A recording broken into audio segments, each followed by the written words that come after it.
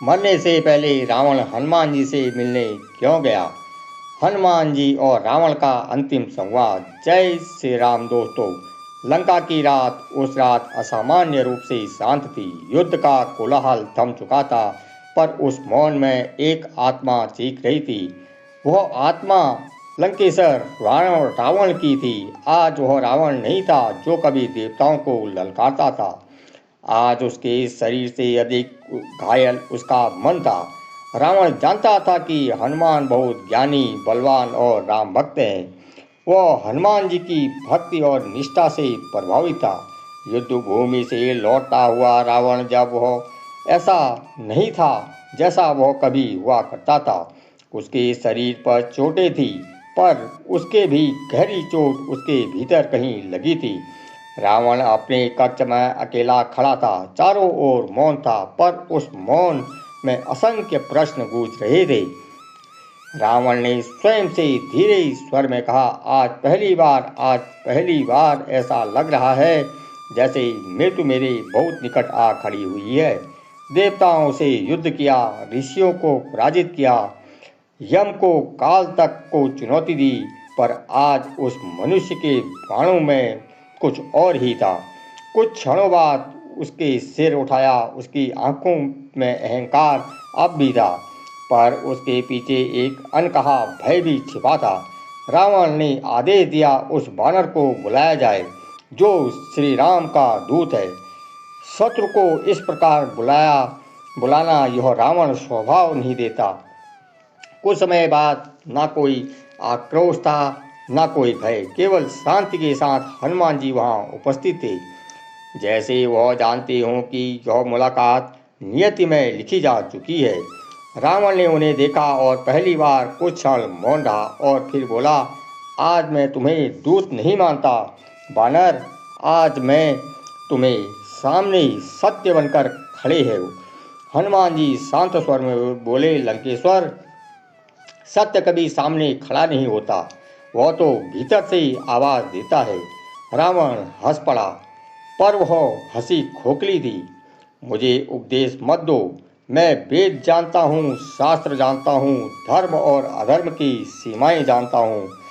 हनुमान जी ने उत्तर दिया, जानना और जीना, इन दोनों में वही अंतर है जो प्रकाश और दृष्टि में होता है। यह वाक्य रावण के भीतर कहीं गहरा उतर गया। रावण ने हनुमान जी की ओर देखा। कुछ पल तक वह कुछ नहीं बोला। फिर रावण ने कहा, बानर, आज मैं तुम्हें दूत नहीं समझ रहा, आज मैं तुम्हें उस शक्ति का प्रतिनिधि मान रहा हूँ जो मेरे अंत का कारण बनने वाली है। हनुमान शांत रहे। उनकी दृष्टि करुणा से भरी थी, पर उसमें कोई दया याचना नहीं थी। हनुमान ने कहा, लंकेश्वर, जिसे आप अंत समझ रहे हैं वह वास्तव में केवल परिणाम है। कारण तो बहुत पहले ही जन्म ले चुका है। रावण के मुख पर एक तीखी मुस्कान उभरी, पर वह मुस्कान खोखली थी। कुछ क्षण वह मौन रहा।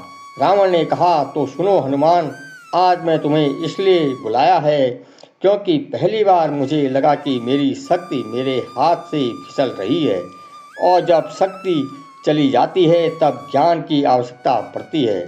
हनुमान ने कहा, ज्ञान तब फल देता है जब अहंकार उसका मार्ग न रोके।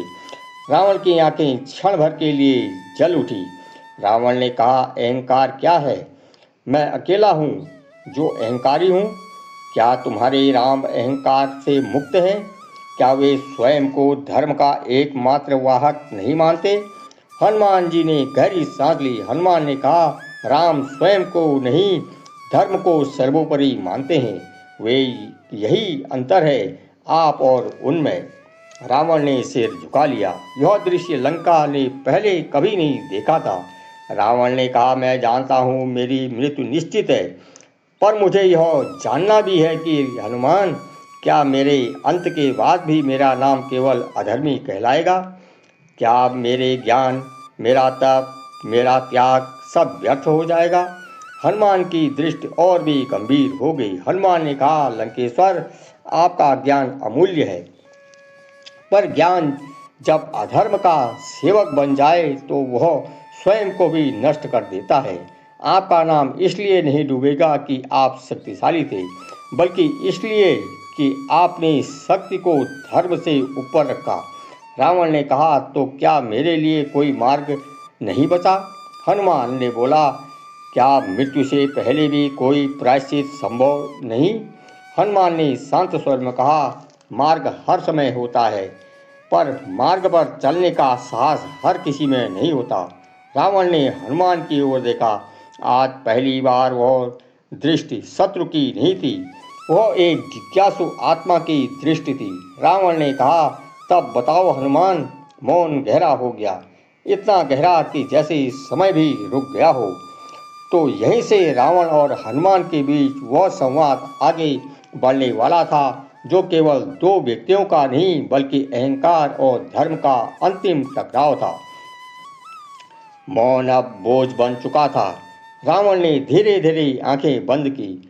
उसका स्वर अब संदेह देने वाला था। वह स्वयं किसी ऐसे व्यक्ति का था जो जीवन में पहली बार अपने ही भीतर झांक रहा था। रावण ने कहा, तुम कहते हो मुझे अपना मंच छोड़ना होगा। क्या तुम जानते हो हनुमान, यह मैं क्यों ही नहीं गया? यहीं से मुझे अपमान से उड़ाकर त्रिलोक का स्वामी बनाया, यहीं से देवताओं को मेरे चरणों में झुकाया। तो बताओ, जिसने मुझे बनाया उसी को कैसे त्यागूं?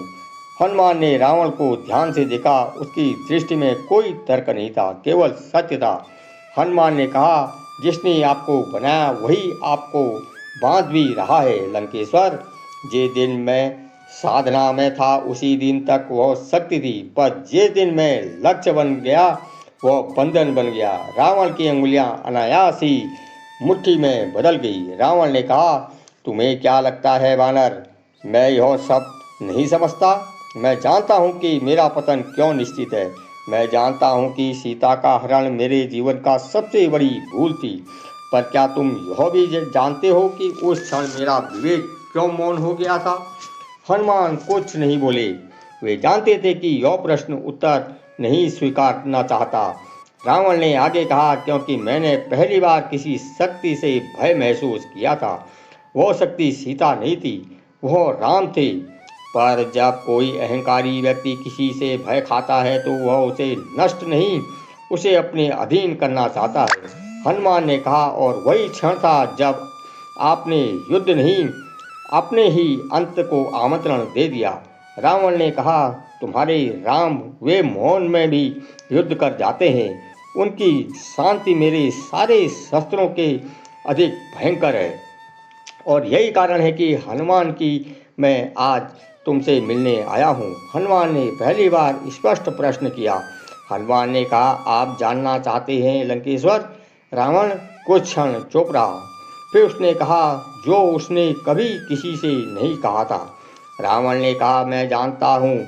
क्या राम मुझे क्षमा करेंगे? यह प्रश्न नहीं था, यह स्वीकारोक्ति थी। हनुमान की आंखें क्षण भर के लिए बंद हो गई। हनुमान ने कहा, राम क्षमा करने में कभी संकोच नहीं करते, पर क्षमा मांगने के लिए अहंकार का त्याग आवश्यक होता है। रावण ने धीरे से सिर हिलाया। रावण ने कहा, यही तो समस्या है हनुमान, मैं झुक सकता हूँ पर टूट नहीं सकता, और राम के सामने झुकने का अर्थ मेरे पूरे अस्तित्व का अंत है। हनुमान ने शांत और दृढ़ स्वर में कहा, नहीं लंकेश्वर, वह आपके अस्तित्व का अंत नहीं, आपके भ्रम का अंत होगा। रावण ने हनुमान की ओर देखा। उस दृष्टि में अब क्रोध नहीं था, केवल थकान थी। रावण ने कहा, यदि मैं राम के पास जाऊं तो क्या वे मुझे राजा के रूप में देखेंगे या केवल एक अपराधी के रूप में? हनुमान ने कहा, वह आपको एक ऐसे विद्वान के रूप में देखेंगे जिसने देर से ही सही पर सत्य को पहचान लिया। रावण ने गहरी सांस ली। उसके कंधे जैसे अचानक भारी हो गए। रावण ने कहा, तब शायद मेरा मरना व्यर्थ नहीं होगा। हनुमान ने गंभीर स्वर में कहा, मृत्यु कभी व्यर्थ नहीं होती यदि उससे पहले अहंकार मर जाए। रावण ने आकाश की ओर देखा। रावण ने कहा, हनुमान, क्या तुम्हें पता है मुझे सबसे अधिक भय किस बात का है? हनुमान ने कहा, आपके अंत का नहीं, आपके पश्चाताप के अधूरे रह जाने का। रावण की आंखें नम हो गई। इस बार उसने उन्हें रोका नहीं। रावण ने कहा, यदि मैं युद्ध भूमि में गिरूं तो राम से कहना मैं उनसे हारा नहीं, मैं स्वयं से हार गया। हनुमान ने हाथ जोड़ दिए। हनुमान ने कहा, मैं यह वचन देता हूँ आपको, यह शब्द राम तक अवश्य पहुँचेंगे। मौन फिर उतर आया, पर अब वह मौन बोझ नहीं था, वह स्वीकार का मौन था। और यही रावण और हनुमान का संवाद एक ऐसा मोड़ पर पहुंच चुका था जहां अलग लक्ष्य या पूर्ण पश्चाताप था। यह अंतिम युद्ध से पहले अंतिम सत्य राम अब लगभग रात अंतिम सत्य वचन था और लगभग रात के समाप्ति हो चुकी थी। पूर्व दिशा से हल्की सा उजाला उभरने लगा था, पर रावण के भीतर का अंधकार अभी पूरी तरह छटा नहीं था। रावण बहुत देर तक कुछ नहीं बोला। वह भूमि की ओर देखता रहा, मानो वहाँ उसे अपने ही कर्मों की परछाई दिखाई दे रही है।